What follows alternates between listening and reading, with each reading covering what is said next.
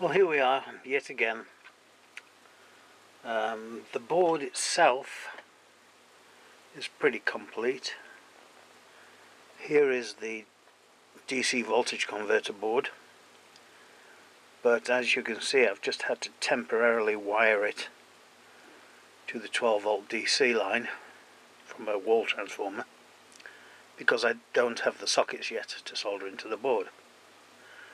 The same reasoning goes for all these wires, 5 volt, 12 volt and a couple of grounds. Right now they're just plugged into the shield connector, because until I get the power socket soldered onto the DC converter I can't run these lines. But what I have done is checked out the fact that the 12 volt supply is sufficient to power the door opening unit. This guy, you've seen it before, it's pretty hard to do with one hand, but currently it's locked. This would be mounted on the door frame, and the Yale lock mechanism would click into here. So when you try and pull the door open, obviously you can't. I'm not going to drag out the little key tabs and things again because we've been through that many times. But the relay is wired in. It's running on the 12 volt supply from the DC converter excuse me, which is also taking the, I think it's more like 14 volts from the wall transformer. It's doing a good job. It's been on for, I don't know, about 4 or 5 hours now, and there's no sign of anything getting particularly warm. The chip here, you see it with a little cooling fin on top. That is actually the Ethernet chip, which on the finished product won't even be there anyhow, and it is getting a little bit warm, but not to worry, that's why it's got a heatsink on.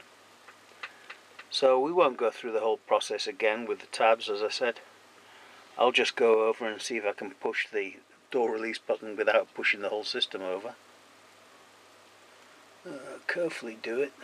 I think I might have to change hands. Okay. Oh dear, I rebooted it by moving the wire. Never mind, it's ready. So you can see, ready to go. I push the door. Oh,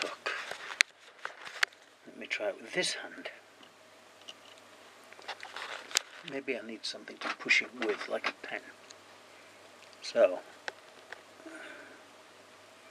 push the door release button. Can't do it.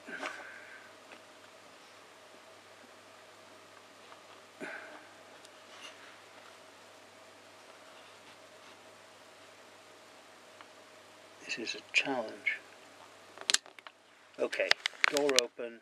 You heard the large click, and I missed it. I gotta be a bit quicker changing hands with the camera.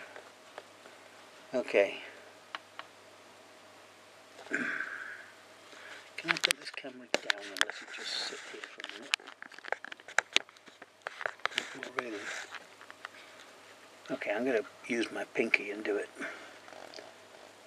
Door open, unit open, and as you can see, hopefully, the release mechanism has opened from the 3-second pulse and allows you to push the door open, or if you're inside, pull the door open.